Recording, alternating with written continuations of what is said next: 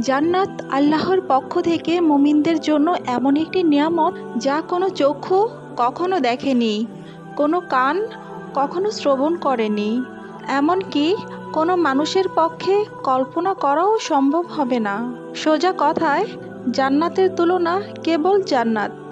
দুনিয়ার কোনো কিছুর সাথে এর তুলনা হয় না।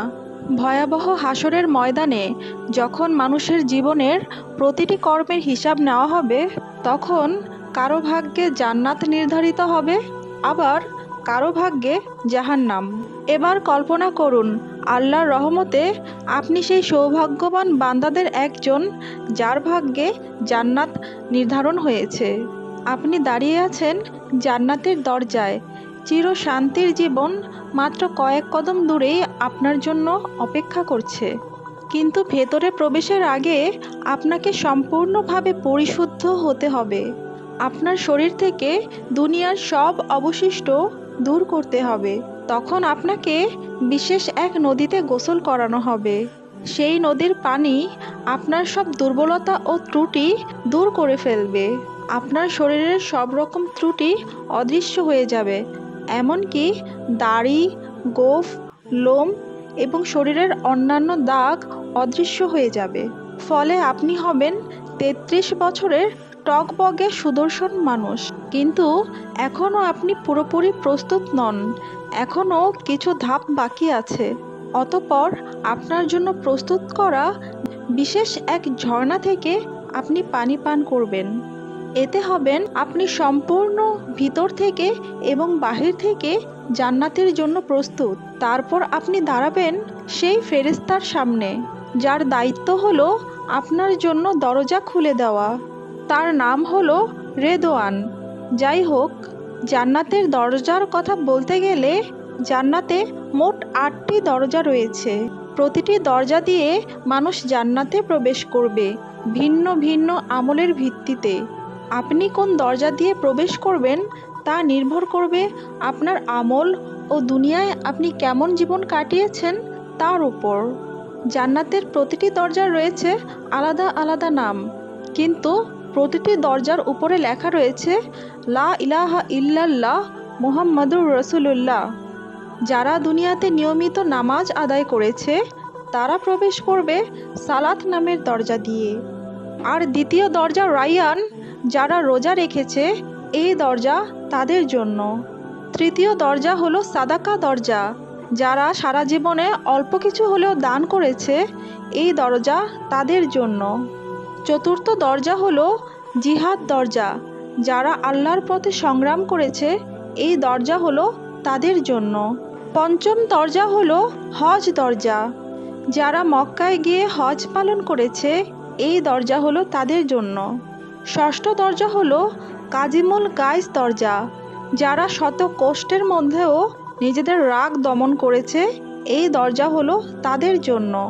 সপ্তম দরজা হলো আমান দরজা, যারা হিসাব নিকাশ ছাড়াই জান্নাতে প্রবেশ করবে এই দরজা হলো তার জন্য। অষ্টম দরজা হলো জিকির দরজা, যাদের হৃদয় সর্বদা আল্লাহর জন্য জিকির করেছে এই দরজা দিয়ে তারা প্রবেশ করবে। যখন জান্নাতীরা যেতে শুরু করবে জান্নাতের দরজা দিয়ে, তখন তাদের নিজ নিজ দরজা খুলতে শুরু করবে। তখন আপনি অনুভব করবেন এক মৃদু উষ্ণ বাতাস আপনার মুখে লাগছে। এমন বাতাস আপনি কখনো অনুভব করেননি। তারপর সেই সুবাস এমন যে তা আপনার আত্মাকে ছুঁয়ে যায়। এত সুন্দর, এত অনন্য যে প্রায় আপনি মূর্ছা যাবেন। দুনিয়ার সবচেয়ে উৎকৃষ্ট সুগন্ধিও তার সাথে তুলনা করা যায় না। সব ব্যথা, অনুশোচনা আর দুঃখ আপনার ভেতর থেকে মুছে ফেলা হবে। বাকি থাকবে শুধু সুন্দর অনুভূতি, যাতে আপনি জান্নাতের পূর্ণ নেয়ামত সুন্দর করে ভোগ করতে পারেন। অবশেষে আপনি প্রবেশ করলেন জান্নাতে। আহ, কি শান্তি!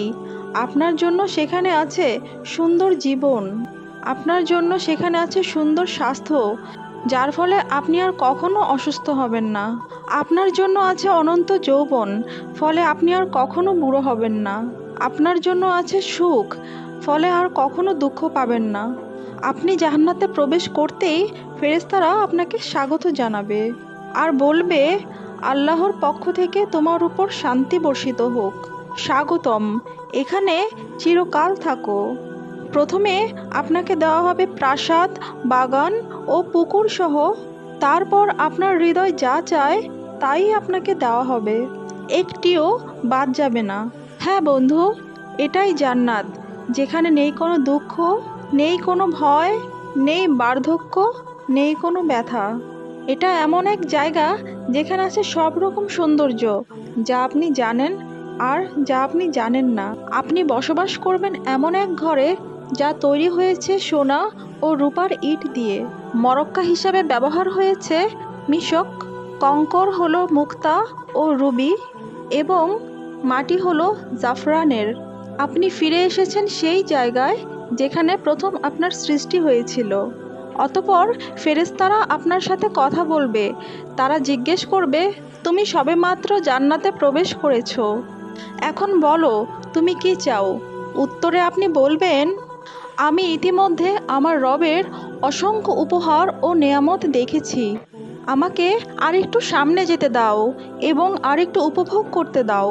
তখন ফেরেশতারা উত্তর দিবে, এগুলো তো কেবল সূচনা, তুমি তো এখনো কিছুই দেখোনি।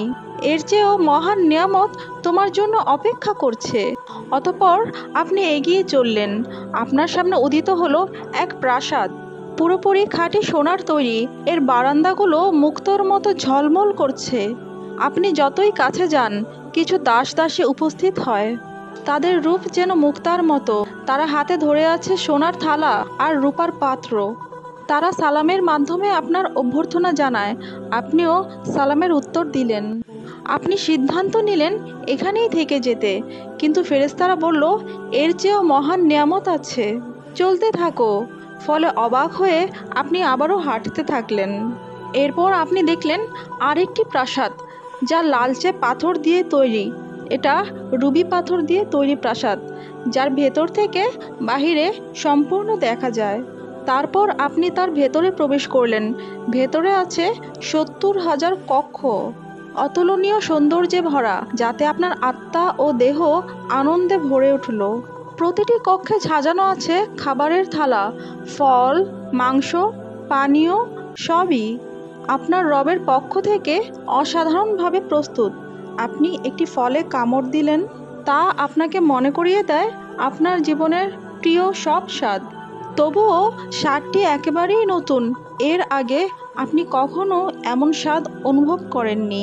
আপনি এক চুমুক পানীয় পান করলেন, ফলে আপনার হৃদয় ভরে ওঠে এক অবর্ণনীয় সুখ এবং শান্তিতে। হঠাৎ একটি দরজা খুলে গেল। ভেতরে প্রবেশ করলো আপনার প্রিয়জনেরা, আপনার মা, বাবা, প্রিয়তমা স্ত্রী ও সন্তানেরা। আর কি চাই? আনন্দে আপনার নিঃশ্বাস আটকে আসছে। যেসব মুমিনদের সাথে আপনি পৃথিবীতে চলাফেরা করতেন, তারাও এখন আপনার পাশে। তাদের দেহ ঝলমল করছে আর মুখে সুন্দর হাসি। চতুর্দিকে প্রাসাদ, বৃক্ষ, নদী আর নিয়ামত, সব কিছু কেবল আপনার জন্যই সাজানো এক সীমাহীন জগৎ, যার কোনো সীমানা নেই। অতঃপর ফেরেশতারা আপনাকে পোশাক পরাবে, জান্নাতের জন্য বানানো বিশেষ পোশাক, সবুজ রঙের, সিল্কের মতো হালকা কিন্তু সমৃদ্ধ কারুকাজ সম্পূর্ণ ব্রোকেটের, দেখতে ভারী। সেই পোশাকে আছে 70টি স্তর, প্রত্যেকটি স্তর রয়েছে ভিন্ন রঙে সাজানো। পুরো পরিবেশ যেন এক উৎসব, যা শুধু আপনাকেই স্বাগত জানানোর জন্য। শান্ত প্রশান্ত অসংখ্য দাস দাসী আশেপাশে মজুদ, আপনাকে সেবা দেওয়ার জন্য। আপনি বিস্ময়ে ভাবলেন, এখন আমি কি করব, কোথায় যাব? তখন এক আয়োজন শুরু হলো। একটি মেষ আনা হলো এমন একটি জায়গায় যা জান্নাতবাসী এবং জাহান্নামবাসী উভয়ই দেখতে পায়। এই মেষ সাধারণ প্রাণী নয়, এর নাম মৃত্যু। এরপর যা ঘটে তা আপনার হৃদয়কে চিরস্থায়ী শান্তির কাছাকাছি নিয়ে যায়। একটি ঘোষণা শোনা যায়, হে জান্নাতবাসীগণ, তোমরা জানো এটি কে? তখন জান্নাতবাসীরা মাথা তুলে বলে, হ্যাঁ, এটি মৃত্যু। অতঃপর আবার ঘোষণা হয়, হে জাহান্নামবাসীগণ, তোমরা কি জানো এটি কে? তখন জাহান্নামবাসীরাও মাথা তোলে এবং বলে, হ্যাঁ, এটি মৃত্যু। এরপর একজন ফেরেশতা সেই মেষকে কোরবানি করলো এবং মৃত্যুর মৃত্যু হলো এবং ঘোষণা দেওয়া হলো, হে জান্নাতবাসীগণ, তোমরা এখানে চিরকাল বাঁচবে, তোমাদের মৃত্যু নেই। হে জাহান্নামবাসীগণ, তোমরাও চিরকাল থাকবে, তোমরাও চিরকাল বাঁচবে, তোমাদের জন্য আর মৃত্যু নেই। হ্যাঁ বন্ধু, এখন আর মৃত্যু নেই। আপনি আর কখনো অসুস্থ হবেন না, আপনি চিরকাল বাঁচবেন, আপনার আর মৃত্যু নেই। জান্নাতবাসীদের জন্য এটাই হলো চিরকাল শান্তি, সমৃদ্ধি ও নিয়ামতের সময়। যদি আপনারা এই জীবনে বিবাহিত হন এবং উভয়ই জান্নাতে প্রবেশ করেন, তবে আপনাদের বন্ধন চিরস্থায়ী হবে। কিন্তু এবার আর কখনো আলাদা হতে হবে না।